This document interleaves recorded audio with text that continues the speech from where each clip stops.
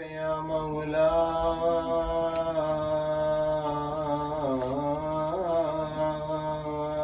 يا رسول الله، وعلى أهل بيتك المعصومين الأبرار الميامين المظلومين المضطهدين، السلام عليك وعلى ولدك المظلوم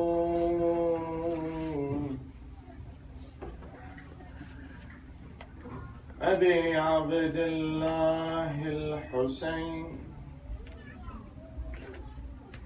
يا رحمة الله الواسعة ويا باب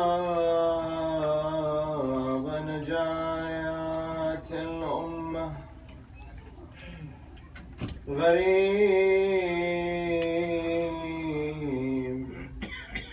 يا مظلوم يا عطشان كربلاء، ما خاب والله من تمسك بكم، وأمن من لجأ والتجأ إليكم. يا ليتنا كنا معكم سادتي فنفوز والله فوزا عظيما.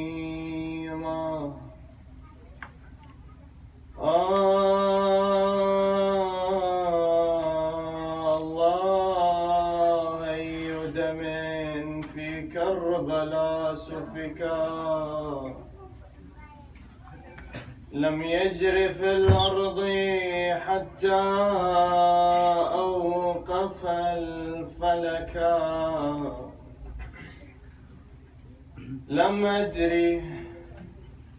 لم أدري أين رجال المسلمين مضوا، وكيف صار يزيد بينهم ملكا. العاصر الخمر من لؤم بعنصره، ومن خساسة طبع يعصر الودكا. لئن جرت لفظة التوحيد في فمه، فسيفه بسوى الإسلام ما فتكا. وكيف يسلم من شرك ووالده ما نزهت حمله هند عن الشركاء. وكيف يسلم من شرك ووالده ما نزهت حمله هند عن الشركاء. لقد أصبح الإسلام منه يشتكي سقما، وما إلى أحد غير الحسين شكايا.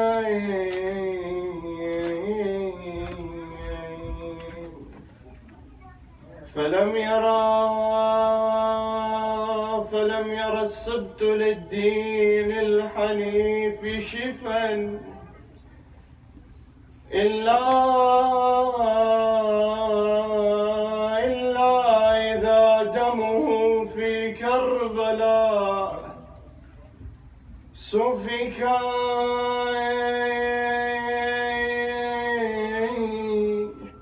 يا ميتا الباب حائرة هي وبالعراء ثلاثا جسمه تركا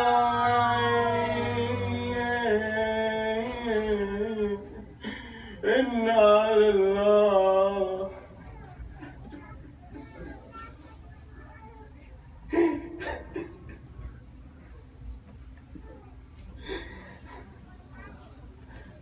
إنا لله وإنا إليه راجعون.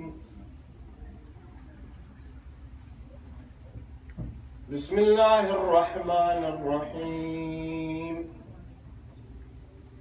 من الرجال مؤمنين من المؤمنين رجال صدقوا ما عاهدوا الله عليه فمنهم من قضى نحبه ومنهم من ينتظر وما بدلوا تبديلا. آمنا بالله صدق الله العلي العظيم.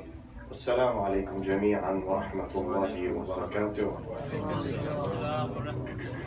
عظم الله أجورنا وأجوركم بمصابنا بسيدنا ومولانا أبي عبد الله الحسين، وجعلنا الله تعالى وإياكم من الطالبين بثأره بين يدي الإمام المنصور المؤيد المهدي من آل محمد.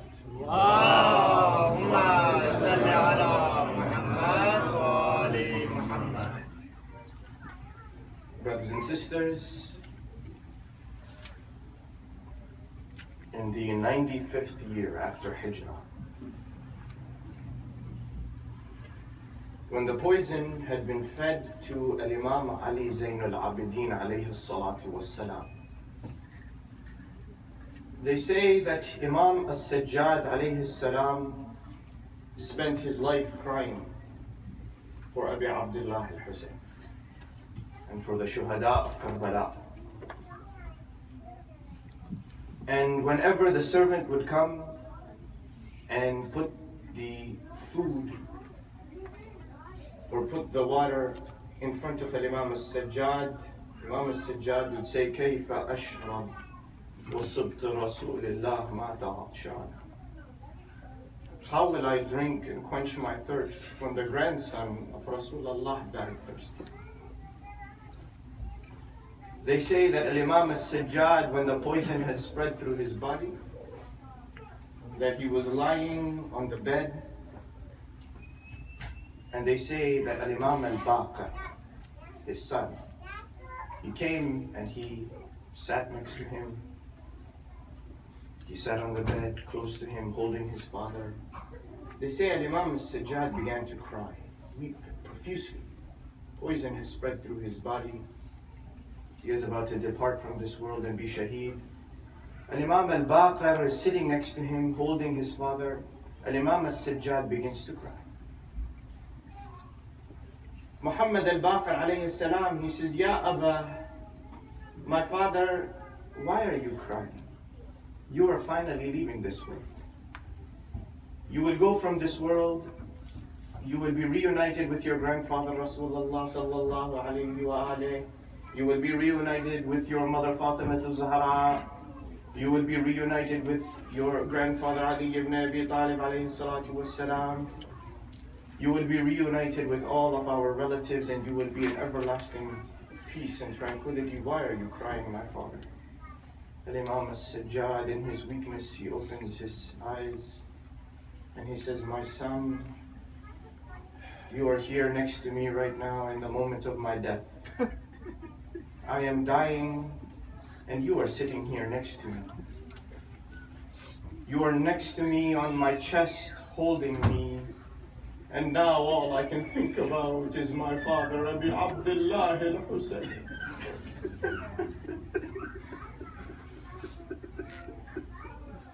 That who was sitting on the chest of Abi Abdullah.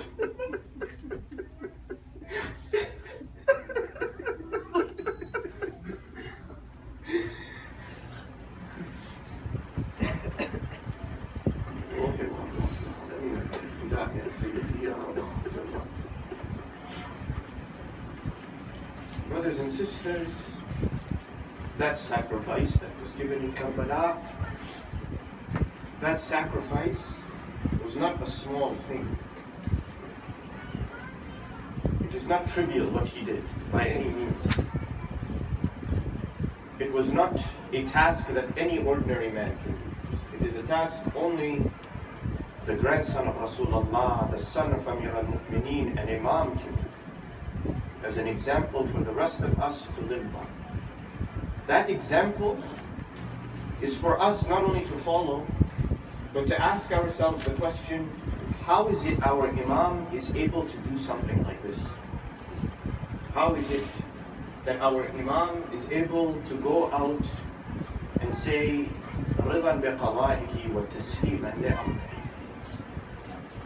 How is it our Imam is to stand on the plains of Karbala and say, Ya Allah, they have taken my companions in kana hadha yurdik fakhudh ilayka hatta tarda. My companions have been taken, Ya Allah, if this is your pleasure, then take from me whatever you want. My relatives are taken, everybody is taken from me, but Ya Allah, if this is your rida, then khudh ilayka hatta tarda. Take from me, Ya Allah. There is something in the Imam that makes it possible for him to make a sacrifice like this. And it is not an ordinary human being. We talked about ubudiyya yesterday. That Allah subhanahu wa ta'ala has created great honor in humanity when they are connected to Allah subhanahu wa ta'ala. And that honor is connected to be for the servant of Allah. Rasulullah sallallahu alayhi wa alihi wa sallam, he says, أحسن الناس من عشق العبادة فعانقها وتفرغ لها. The best of people are the ones who love being the servant of Allah with their heart, and they let go of everything. وتفرغ لها. They let go of everything. They have association to nothing other than the ibadah of Allah subhanahu wa ta'ala. And believe me, there is freedom in this. I said this to you. That Amir al-Mu'mineen Ali ibn Abi Talib alayhi salatu wa salam, salawat Allahumma salli ala Muhammad wa ali Muhammad. He would say that don't be the servant of anybody else. Why are you being the servant of somebody else when Allah has made you free? Don't sell yourself for a cheap price to anybody. Be free. And that's why the holy ayah of the Quran that comes and you see, it is extraordinary to see the act of Abi Abdullah al-Hussain when you see it like this on the battlefield of Karbala. But when you see the history that led up to it and who his father is, who his brother is, who his grandfather is, who his grandmother is, then you are not surprised how he was able to do this. Why? Because the ayah that came down in the very early days in Mecca, وَمِنَ النَّاسِ مَنْ يَشْرِي نَفْسَهُ ابْتِغَاءَ مَرْضَاتِ اللَّهِ. There are some people who sell themselves for the pleasure of Allah. Is this not the word of Abi Abdullah al-Hussain in Karbala? إِنْ كَانَ هَذَا يُرْضِيكَ فَخُذْ إِلَيْكَ حَتَّى تَرْضَى. Ya Allah, if this is your pleasure, then take from me. The ayah of the Quran that came down on the night of the Hijrah, when Amir al-Mu'mineen lies down in the bed of Rasulullah, and he says, Ya Allah, if by this your religion is saved, let the swords come and take me. I will lie in the bed and save not only the religion, but Rasulullah sallallahu alayhi wa Allahumma salli ala Muhammad wa ali Muhammad. We are of those people who are trying to emulate this ubudiyya, this servanthood to God. When you are only the servant of Allah, when you are only the servant of Allah, you will fly. You will fly, you can do anything. Believe me. The reason we cannot fly, the reason we cannot do things that extraordinary people, the chosen of Allah, the Ma'sumin do, because we are servants to everything other than Allah. I will say this about myself, that I am a servant to my iPhone. It is a part of my body. I cannot let go.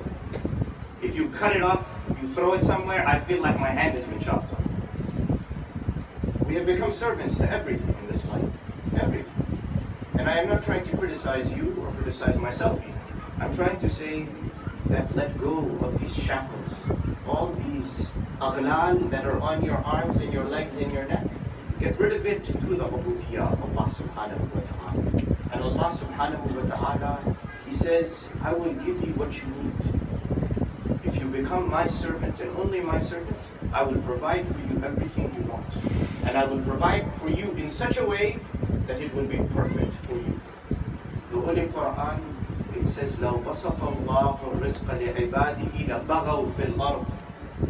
If Allah subhanahu wa ta'ala was to shower His rizq, His sustenance on the ibad, they would have rebelled in the earth. وَلَكِنْ يُنَزِّلْ بِقَدَرْ مَا يَشَاءُ إِنَّهُ بِعِبَادِهِ خَبِيرٌ بَصِيرٌ. He sends down by what measure He thinks is correct for you. There is a riwayah that comes from Amir al-Mu'mineen Ali ibn Abi Talib alayhi salatu wassalam. Allahumma salli ala Muhammad wa ali Muhammad. That says, that asks the question that why is it that Allah subhanahu wa ta'ala gives lots of rizq to some people and does give nothing to anybody, some other people. Some people are very poor, very destitute. Some people are very rich, wealthy. Everything has been given to them from the day they are born till the moment they die. Why? Imam says that there are some people that if Allah does not give them rizq, they will turn away from Him. They will forget about Him. So He keeps giving them rizq to connect them. That is the connection. There are other people who the only way they will connect to Allah and have true ubudiyyah is if Allah does not give them anything, keeps them poor. Because if He gives them, they forget about Allah. There are many examples in front of us of people who all of a sudden, even in the time of Rasulullah, you know the story of the man who he says, Ya Rasulullah, pray that I get a business, some money. He gets a business, and when before he used to come 5 times to the masjid to pray, now he comes once to the masjid. Then suddenly he disappears for a month and does not come again. This is how Allah teaches us. And Allah says, come and understand me. Understand who I am, and you will fly. You will fly. Brothers and sisters, Rasulullah sallallahu alayhi wa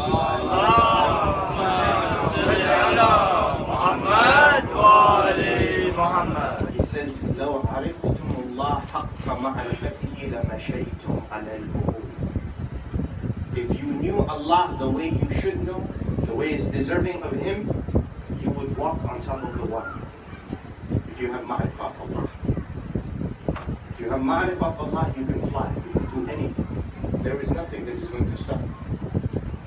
And that's why even the Holy Quran, always when we are doing our salat, it is mustahab that you do the adhan, and you read your iqamah. It is mustahab to read iqamah.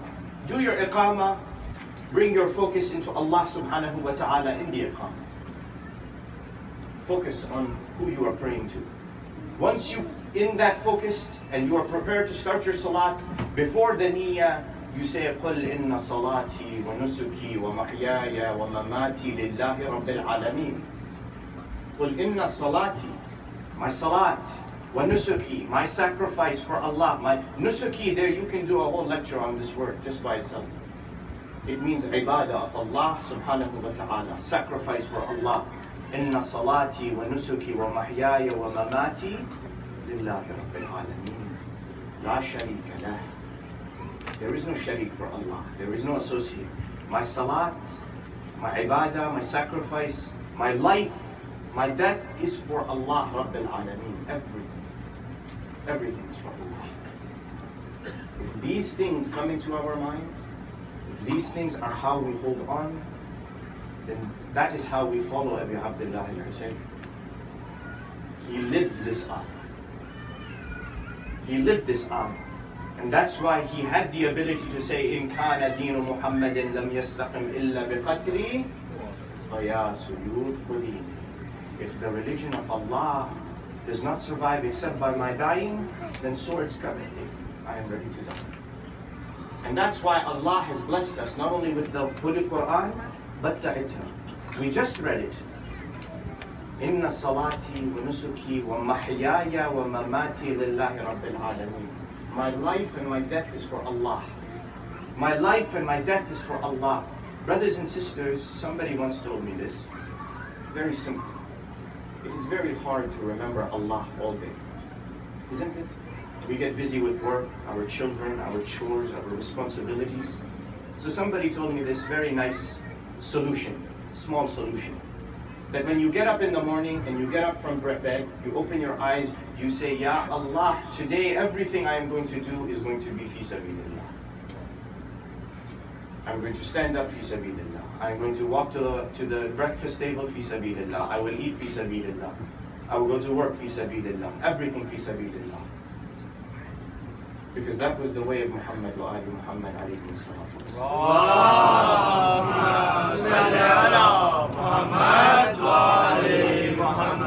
And Allah, He sends us in one place and one place only.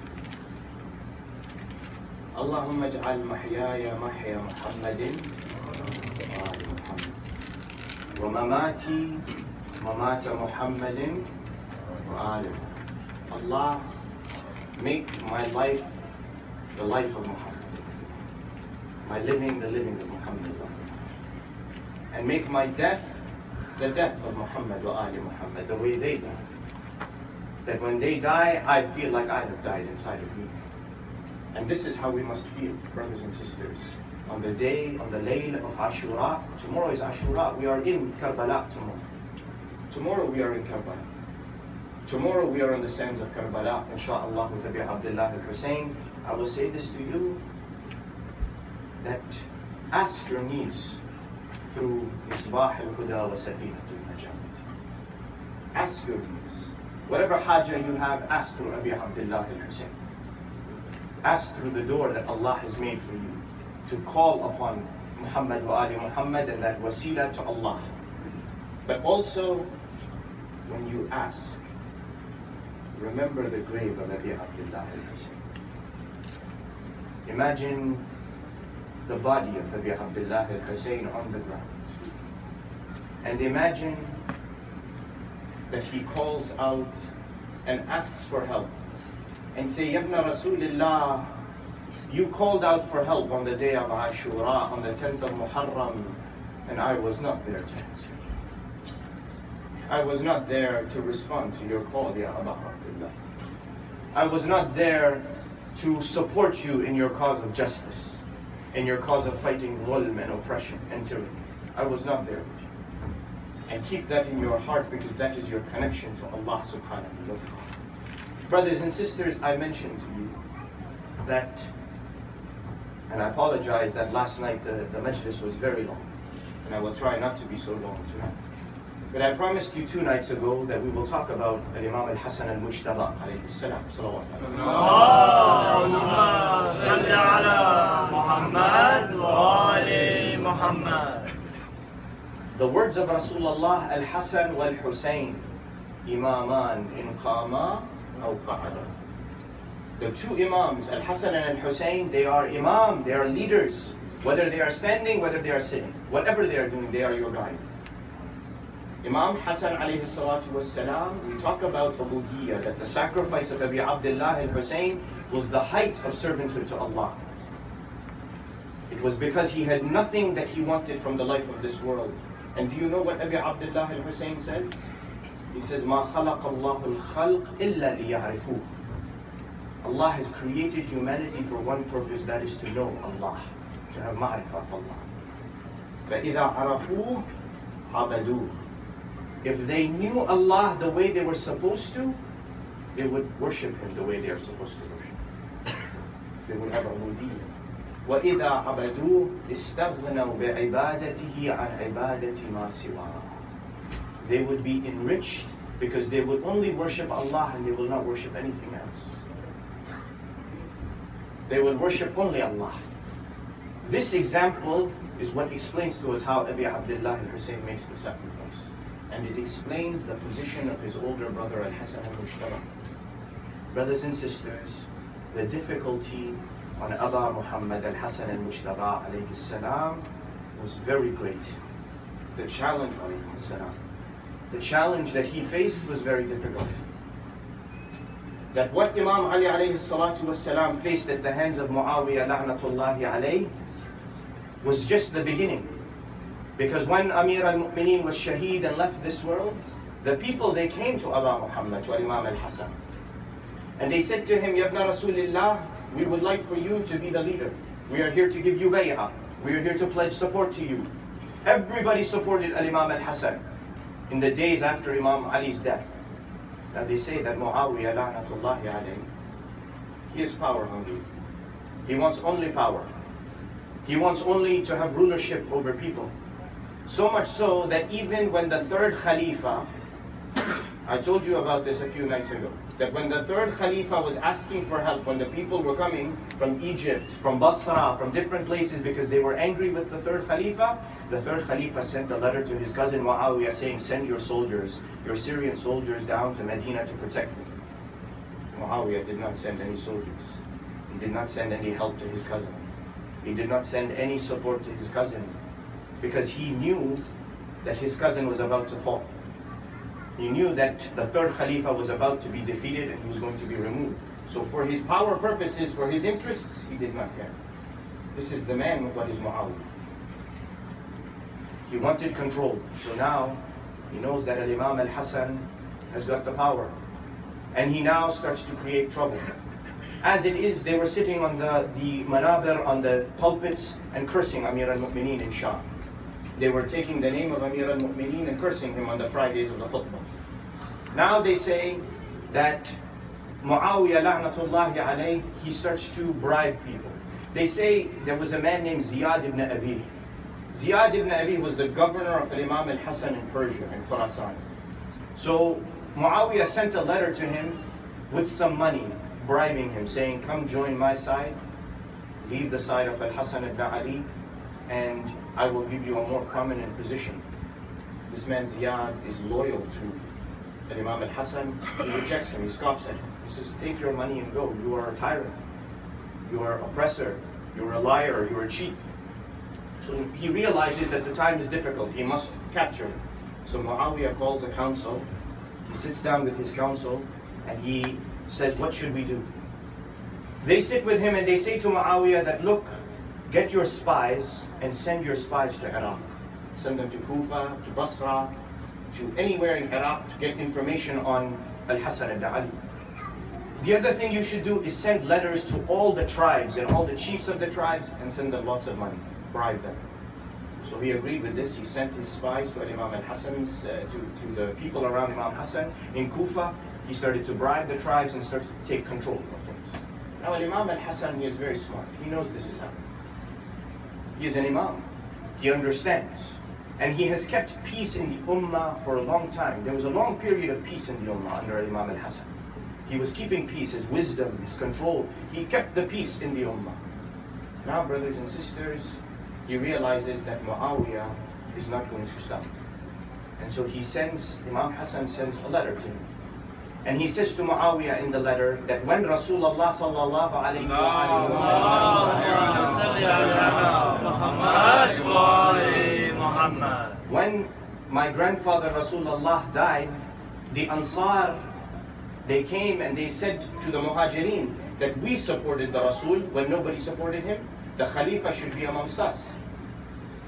The Quraysh, the Muhajirin, they said we are the tribe of Rasulullah, so we have more right. We are the tribe, we are his brethren, we are his brothers.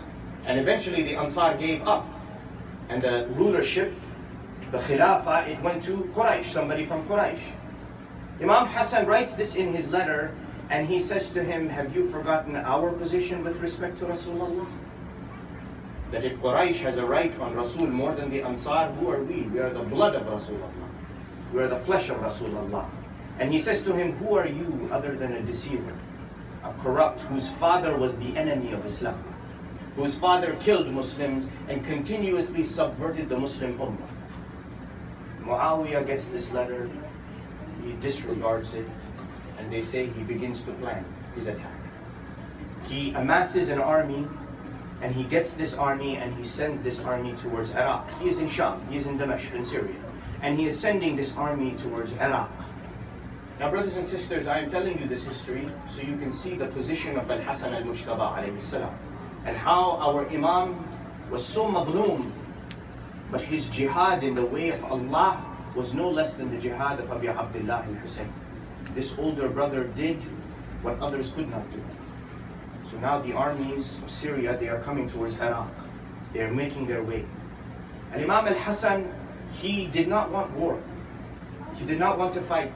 He did not want innocent blood spilled. But he had received a letter from his father, Ali ibn Abi Talib, when he was alive, saying that, Ya Bunay, my son, that never initiate the war, never be the aggressor, never go out to kill anyone. However, if there is an army coming to threaten you, you must defend yourself. Go out and reach them. Go out and fight against them. So now they say, Aba Muhammad al-Hasan al-Mujtaba alayhi salam, he starts to gather his men. He stands in front of the people in Kufa and he gives a speech calling and saying, look, you all have given bay'ah to me. You have all called for me to be the leader. Muawiyah, you know what his family is, and they want only power. They are sending soldiers towards Kufa, towards Iraq. All of you should support me now. They say in the history, nobody speaks. Everybody is silent. Uday ibn Hatim al-Ta'i, he gets up, this great companion. He gets up and he sees everyone is silent and he says to everyone, shame on all of you. You have pledged allegiance, this is your Imam. Get together, start supporting him. After he does this, the people start to support Imam. Imam goes to a place called Nukhayla. In Nukhayla, he starts to gather his army all together. He brings all the army together. And he starts to join as many supporters. Now, in the army of Imam al-Hasan alayhi salam, there were different types of people. This is where the problem started to begin, brothers and sisters. It existed since the time of Amir al-Mu'mineen, but now you will start to see why Imam Hussain had to do what he did.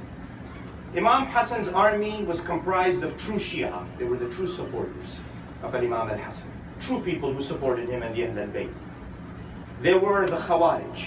Now you'll think to yourself, why do the Khawarij want to support Imam al-Hasan? Why are they going after Imam al-Hasan to help Imam Hassan to fight Muawiyah? That's because more than hating Imam al-Hasan, they hated Muawiyah. The Khawarij, they hated Muawiyah. They tried to kill him once and failed.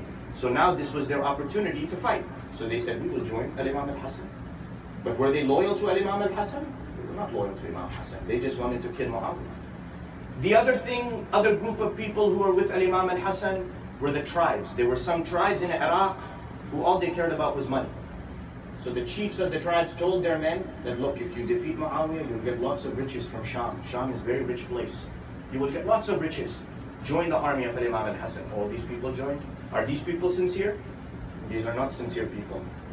These are people who have their own self-interest. They don't care about Imam al-Hasan or the cause of truth. So now, Imam al-Hasan goes to Nukhayla. He stops in Nukhayla. He's gathering his troops. In the meantime, he receives word that Muawiyah la'natullahi alayhi's army is coming quicker to Iraq, towards Iraq. So he calls his cousin Ubaydullah ibn Abbas. He calls Ubaydullah ibn Abbas and he says, take 12,000 men. That's a big army, it's not a small army. He says, take 12,000 men and start making your way to the border of Iraq to a place called Meskin. This place, Meskin, is on the border, what was then the border of Iraq. It's close to Samarra, close to where you have a sort of interaction with Syria. So now he sends Ubaydullah ibn Abbas with 12,000 men, and he places a man named Qais ibn Sa'ad second next to him, the second in command. Now they go, they get to Meskin, they stop there. Ubaydullah ibn Abbas is waiting. Imam al-Hasan, he says to him, wait there, I will follow you. Make sure you do not allow Muawiyah to come any further into Iraq. Stop. I will meet you shortly. I am coming towards you. I am going towards you. Now they say, brothers and sisters, that Muawiyah's army, they hear that Ubaydullah ibn Abbas and Qais ibn Sa'ad, they're there with Imam Hassan's army in Meskin, and they order an attack. They attack. Now they attack thinking that they will defeat them, But Ubaydullah ibn Abbas and his army is very strong. They are able to push Muawiyah's army back. They push them back and the fighting stops. And again, he goes back to Mecca. He stops over there. Now, in the meantime, they say Muawiyah, he thought he was going to defeat them very quickly. He sees that his army is being pushed back into Syria and that Ubaydullah ibn Abbas and Qais ibn Sa'ad are defeating him. He goes about doing what he does normally. He sends a letter to Qais ibn Sa'ad, the second in command in Meskin, and he sends with it money, saying, take this money. Very soon Al-Hassan is going to give up the control. Come and join me.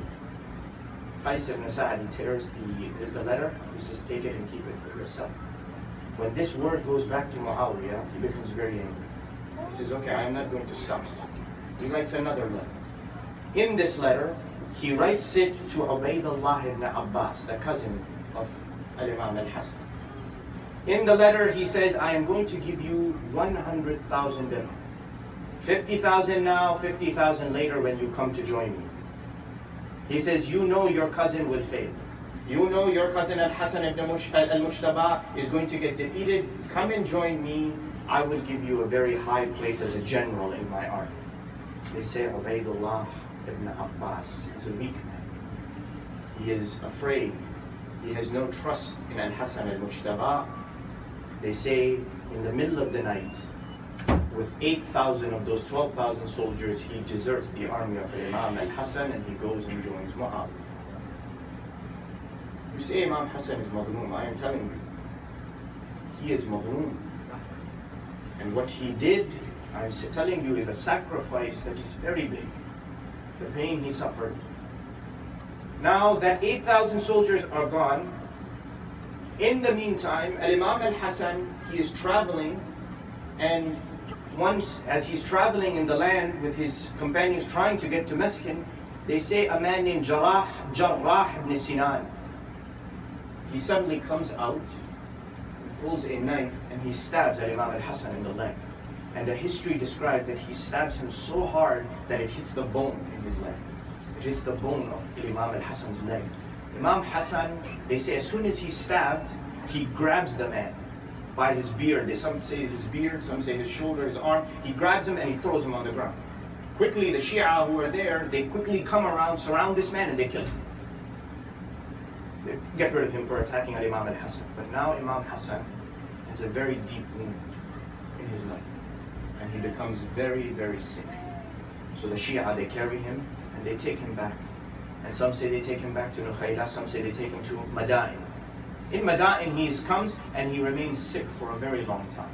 Now, when this word starts to spread that Al-Hassan al-Mushtaba, our Khalifa, our leader, our guide is sick, and Muawiyah is coming, what happens to those Khawarij, those tribe leaders who are out for money? What happens to them? Do they keep fighting? No, they run away. They start to go. They start to go. There are only a few who keep supporting, like Qais ibn Sa'ad. And I take these names in front of you because we must remember these people who were sincere to the Imam. Qais ibn Sa'ad, he takes the 4,000 remaining men of the 12,000 at Meskin and he keeps fighting Muawiyah. Muawiyah sends him a letter saying, your Imam is hurt.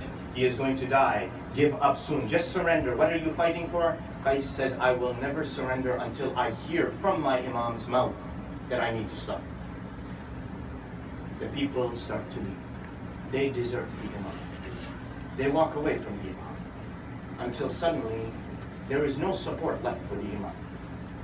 Now the Imam, he eventually gets better. And eventually he realizes that there is no solution because Muawiyah, if you do not make a peace treaty with him, will bring his soldiers into Kufa, into Iraq, and he will start to kill people. So Imam gets up in front of the people and he says to the people that you gave me bay'ah, you gave me allegiance. You were supposed to support me, you all walked away from me. You all left me be. Now I will do what I have to do because I believe saving lives is better than spilling of the blood. I am going to save the lives and make a sulh with Muawiyah, la'natullah. I will make a treaty with Muawiyah. Even though I know this taghiyah, this man, is never going to live by what he pledges to live by. Salawat ala Muhammad. Allahumma salli ala Muhammad wa ali Muhammad. They say that the letters go back and forth between Imam and Muhammad. Muawiyah knows that now he has power. Now, brothers and sisters, I say to you that this is a critical moment, because now Imam will do something very crucial. By making this sulh with Muawiyah, the deal of the sulh, the deal that between himself and Muawiyah, is that Muawiyah is no longer supposed to curse Imam Ali from the minbar. That is off. You cannot do that. Muawiyah, when he dies, he cannot appoint somebody to be a khalifa. You cannot do that. Muawiyah should not attack any Shia, any lovers of the Ahl al-Bayt, any tabi'een, any of the followers of Amir al-Mu'mineen, and make sure that the lives of innocent people are secure. He must live by the Sunnah, he must live by the Kitab Allah, and work by it. They say that Muawiyah, he takes a letter, stamps his name on it, and he sends it to Aba Muhammad, and he says, write whatever you want on it. Write whatever you want on it. And on that day in Nukhayla, when that treaty takes place, they say he stands there and he says, I did not make this sulh so that I can make you do salat, so I can preserve salat for you, prayers. I did not make this sulh, I did not come here because I want you to fast, or because I want you to give zakat. I came here because I want to rule over your heads. It's in the history. I want to rule over your heads. And no matter what agreement I come to with Al-Hasan ibn Ali, I will never live by those terms. He says it very clearly in front of the people. This is how arrogant he was. In doing this, now Imam Hassan has done something important, brothers and sisters. After Karbala, after this time of Imam al-Hassan, how many of our Imams, like Imam Ali, would have the chance to become Khalifa? Khalifa as in the leader of the people. How many? None. All of them went quietly into their homes, and we spoke a bit about this on the second day of Muharram. They said, we are going to put the knowledge into our Ahl al-Bayt, so it does not matter who has the hukuma, the hukum stays with Allah, Muhammad, and Ahl al-Bayt. It does not matter. We will fill the knowledge into our followers. So Imam al-Hassan, by making this treaty with Muawiyah la'natullahi alayh, he stands there and he says, Muawiyah, I know you will not live up to your part of this deal. You will break the terms of this agreement. But I will make this deal with you to save the lives of the Muslimin and prevent bloodshed. He knew Muawiyah was not. And do you know what he did? He separated monarchy from Khilafatullah. I'm talking about the Khilafah of Allah, the one that Allah makes Khalifa, not human beings. He said to Muawiyah, sends him a letter, and he says to him, Ya Aba Muhammad, you wanted to be Khalifa. You are writing me this letter right now because you wanted to be Khalifa, and the people did not support you. Imam Hassan writes back to him, he says, the Khalifa is chosen by Allah. And the Khalifa is the one who lives on the Holy Quran and the Sunnah of Muhammad sallallahu alayhi wa sallam. He says, if you don't do that, then you are not the Khalifa of Allah. He says, instead, what you do is hoard money, kill innocent people, spread bribery and oppression and tyranny and injustice, and you usurp the rights of others. He says, Muawiyah, all you want to be is a monarch, a king. That's all you want to be. Imam Hassan, what he did was, in the minds of the Muslimin, he showed what Banu Umayyah was. That all they wanted was to be king. All they wanted to do was be ruler. They had no desire to be Khalifa, true, as a guide, as an Islamic guide. They wanted only power. Do you know how difficult that must have been? Because on that day in Nukhayla, they say that when Muawiyah stood up, the first thing he did is start to curse Amir al-Mu'mineen. In front of everybody, he starts to take Amir al-Mu'mineen with bad terms and calling him names. Do you know who stood up? Imam Hussain. Imam al-Hassan is standing there. Muawiyah is cursing Amir al-Mu'mineen Ali ibn Abi Talib alayhi salatu wassalam. They say Imam Hussain stands up immediately. He does not like someone taking his father's name like this. He stands up, and Imam al-Hassan puts his hand like this and stops him. He says, it's okay, the time will come, Ya Aba Abdullah. That time will come. And then Imam Hassan, I urge you, go read the speech of Imam al-Hassan, of how he speaks. He says to him that, O Muawiyah, do you know who my father is? My father is Ali ibn Abi Talib, the one who slept in the bed of Rasulullah. Your father, Abu Sufyan.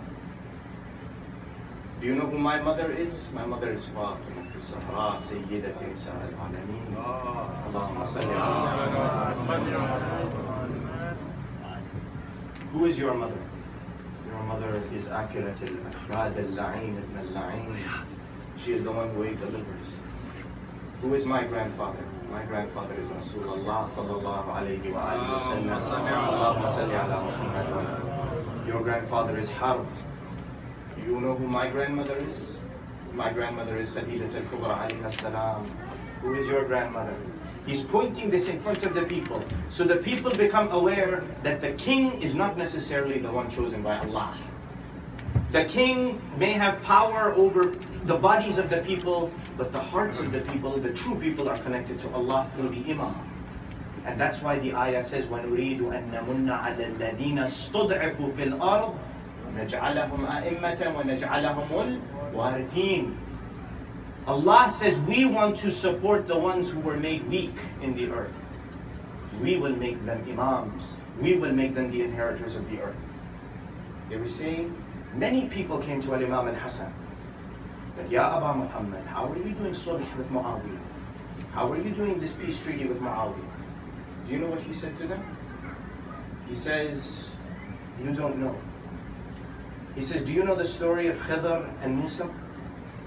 That when Khidr went and he killed the young man, and he made a hole in the boat, and he went and built the wall, those three things that are in the Holy Quran, Musa alayhi salam was not happy. Musa alayhi salam, when he saw Khidr kill the man, what happened to Musa alayhi salam? He became bewildered. He became upset. Why? Because he did not understand the deep knowledge, the ghaib that Khidr saw. Imam says this is the same situation. You do not see what I see. You do not see what I see. The Imam is there to protect the Ummah. And he does what is necessary. And believe me, it is after this that now everything is going to change. That the Imams are going to be persecuted. The Imams are not going to be left. And believe me, they did not leave our Imams. But the word of Allah stays. You know the ayah of the Holy Quran, يُرِيدُونَ أَن يُطْفِئُوا نُورَ اللَّهِ بِأَفْوَاهِهِمْ وَيَأْبَى اللَّهُ إِلَّا أَن يُتِمَّ نُورَهُ وَلَوْ كَرِهَ الْكَافِرُونَ. They want to extinguish the nur of Allah with their mouths. But Allah does not allow anyone to extinguish His nur. Even if the kafirun don't like it, they detest this, Allah will not allow. And believe me, this is the legacy of Allah. That then think about how much dhulm is done on him. That he is fed the poison by his own wife. You come to your house, the place of your security, the place of your happiness, the place of your peace. You do not expect that you are going to be fed yogurt filled with poison. And then all you want is to go to the qabr of Rasulullah sallallahu alayhi wa alihi wa sallam. They say he wanted to be buried next to Rasulullah. But the path was blocked by two people, they say. One is the rider of the camel. She says, no, we will not allow him to be buried there. And the other was Marwan ibn al-Hakam la'natullah. The state of Aba Muhammad al-Hassan al-Mujtaba. And believe me, this is what led. And yet he would always say, La yawm ka yawmuka ya Aba Abdullah. And believe me, brothers and sisters, that now if you go to Karbala, Imam Hussain, brothers and sisters, they say on the day of, just before Ashura, Imam Hussain, he is kneeling in the sand. He is kneeling in the sand, leaning on his sword. They say he falls asleep. He falls asleep. They say all of a sudden somebody puts their hand on the shoulder of Abu Abdullah Hussain, and he wakes up. He gets startled, he wakes up. That hand is the hand of Al-Hawra Al-Aqila.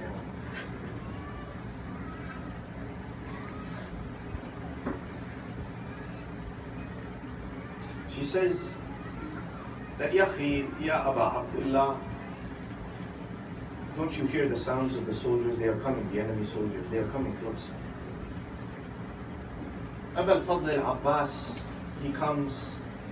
Al-Hawra Zainab, she says, my brother, you fell asleep.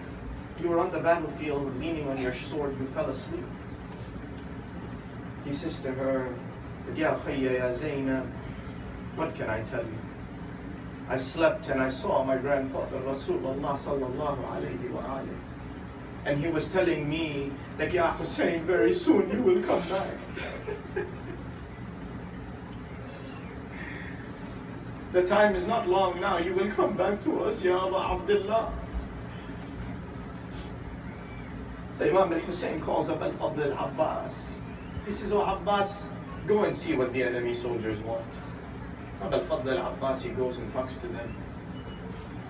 And he comes back, he says, Ya Sayyidi, Ya Abu Abdullah, they want that either you come with them up towards Sham and pay bay'ah to Yazid Da'natullahi alayh, or there will be consequences. Al-Imam al-Hussein, he says, Ya Abbas, go back to them and just say to them, tell Umar ibn Sa'ad Da'natullahi alayh, that leave us, we do not want to fight you. Al-Imam al-Hussein said this, brothers and sisters. He says, we do not want to fight you, leave us be, we will go away from here. Al-Imam al-Hussein was trying to survive, he was not trying to die. He is the Imam. His sacrifice of his life was for the sake of truth, because it had reached the point where now nothing else will save the religion. And that's why he's always said, إِنِّي لَمْ أَخْرُجْ أَشَرًا وَلَا بَطِرًا وَلَا مُفْسِدًا وَلَا ظَالِمًا وَلَكِنْ خَرَجْتُ لِطَلْبَ الْإِصْلَاحِ فِي الْأُمَّةِ جَدِّي وَأَسِيرُ عَلَى سِيرَةِ رَسُولِ اللَّهِ وَأَبِي عَلِيِّ بْنِ أَبِي طَالِبٍ. I have not come out to commit injustice or tyranny or rob anyone of their rights. I have come out to make unity in the community of my grandfather and to walk on the path of my grandfather Rasulullah and my father Ali ibn Abi Talib. So now Abu al-Fadl al-Abbas, he goes, he tells the soldiers of Umar ibn Sa'ad that about Abdullah, he says he will leave from here, just leave him be. They said, no, go back and tell him that Amir al-Fasiqeen Yazid wants that bay'ah, and if he does not get that bay'ah, they will fight him. They will fight you, Ya Abu Abdullah. They will come and spill your blood, Ya Abu Abdullah. Now Abu Abdullah knows that there is no way, because they will not leave him. Muawiyah had left Abu Muhammad for some time until he had him poisoned. He left him. And they say that Al-Imam al-Hasan, after the sulh with Muawiyah, that he resigned himself to his house and to the spreading of knowledge of Ahl al-Bayt. Now Al-Imam al-Hussein, he tells Abu al-Fadl al-Abbas that, Ya Abbas, go back to them and say, fine, you want to have a battle, we will have a battle, but give us the night. Leave us for the night of Ashura. Today is the 9th day, the night is coming. Al-Imam al-Hussein, he says, we are those people who we take refuge in our salat.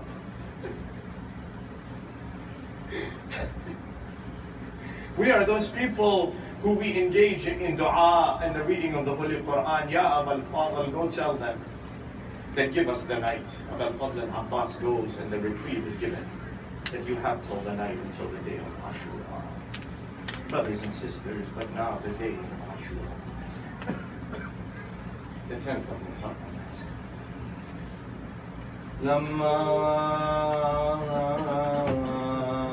قتل أصحاب الحسين ولما قتل أصحاب الحسين وأهل بيته جميعا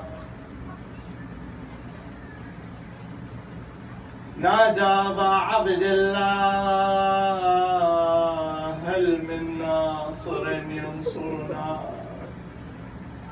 When all the companions of Abu Abdullah al-Hussein were killed, Al-Imam al-Hussein, now having lost even his relatives, he rode his horse to the top of the hill, to the top of the sand dune, and he said, هل من ناصر ينصرنا هل من ذاب يذب عن حرم رسول الله هل من موحد يخاف الله فينا.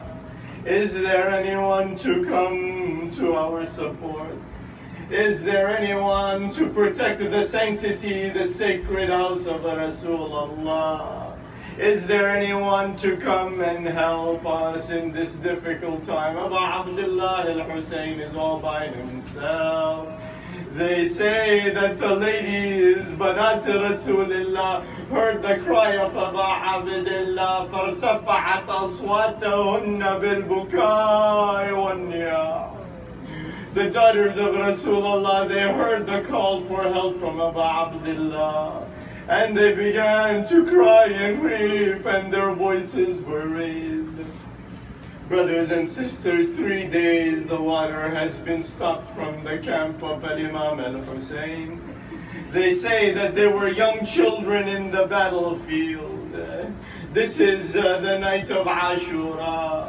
عظم الله لكم الأرج بمصاب بعبد الله الحسين. They say that there was one young boy who came out to fight with Abu Abdullah al-Hussein. He was a Turkish young boy. They say he went to the battlefield, and they say he was struck from every side by the enemy soldiers. They say that he was so close to Abu Abdullah, never leaving the side of Imam al-Hussein. Imam Hussein rode to the body of this young Turkish boy. The Arbab al-Maqatil, they say he came and he fell on the body of the Turkish boy. The Turkish boy was not yet dead, he still had life. They say in the history that the Turkish young boy, he feels the hand of Abu Abdullah al-Hussein. He turns his face to Imam al-Hussein. He opens his eyes and he sees the face of Imam al-Hussein. He smiles at Imam al-Hussein, and then the ruh leaves the body. Brothers and sisters, the children even were not spared in the camp of Abu Abdullah. They say there was a young boy that came out of the tent. All of a sudden, the history describes he was very small. He came out from the tent. They say there was something on his ear. He was so bewildered and scared in the battlefield. His head was turning to the right and to the left. The enemy soldier saw this young boy come out, scared and bewildered. He rode his horse up to the young boy. Leaning down, he took his sword and cut the boy in half.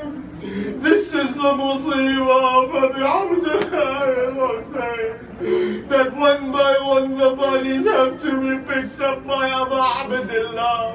One by one the corpses have to be taken to the tent. Now even the children are still crying, Al-Atash, Al-Atash. They say that Imam al-Hussein, he goes to the tent of Rabab.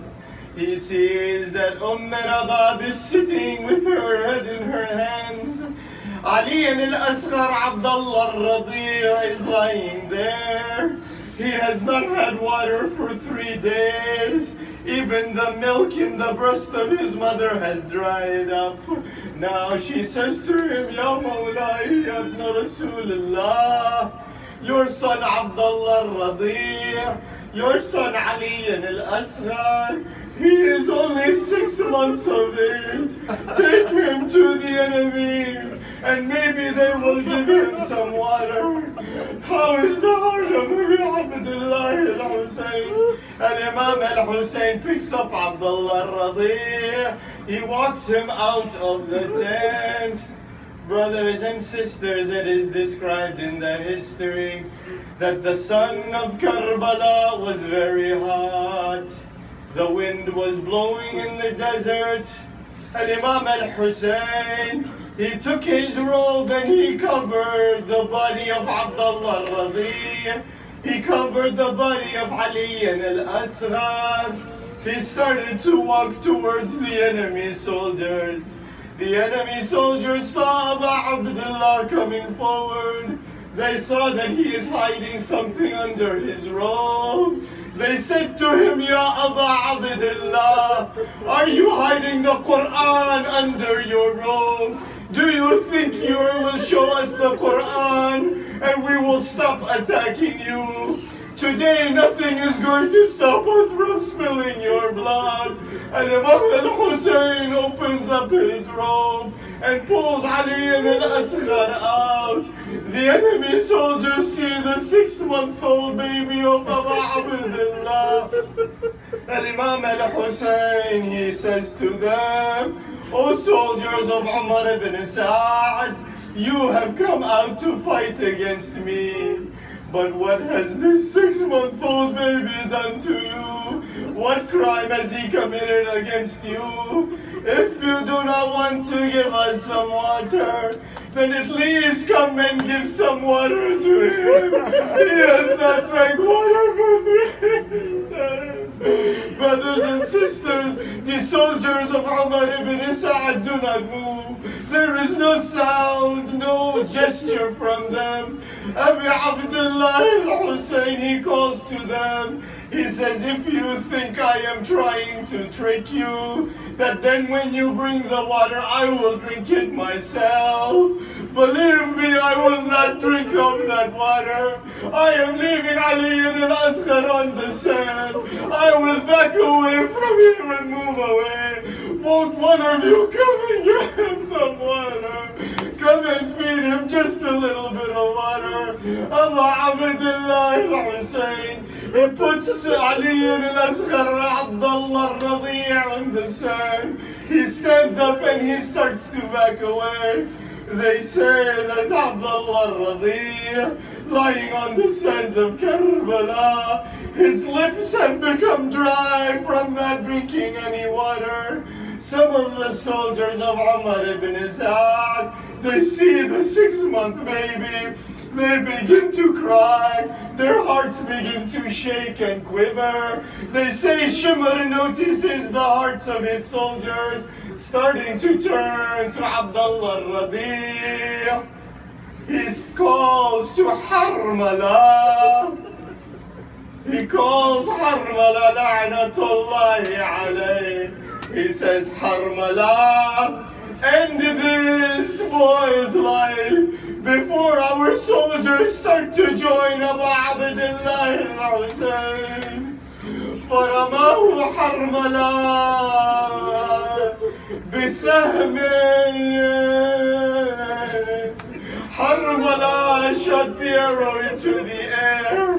Abu Abdullah saw the arrow coming to Abdullah al-Radi. He fell quickly trying to save his son, but the arrow went and lodged in the neck of Ali al-Asghar. The blood now is spilling onto the arms of Abu Abdullah. The neck has been split by the arrow. Imam Hussain calls out, Inna lillahi wa inna ilayhi raji'un. وفي بعض أرباب المقاتل, they say in some of the histories أن الحسين أخذ بسيفه وحفر حفرة في أرض كربلاء ودفن الرضيع في الأرض مرملا بدمائه. الإمام الحسين, some histories say, took his sword and dug a hole in the ground of Karbala, buried Abdullah al-Radi in the ground, soaked in his own blood. But some of the other histories, they say, that Abu Abdullah started to walk back to the tents of Rabah, started carrying the body of Abdullah Radi to the tents. They say he would walk one step and then stop. And then he would make 2 steps and stop. They say, the historians, how is Abu Abdullah going to bring the body of Abdullah Radi to Rabah? What is going to happen to Rabah?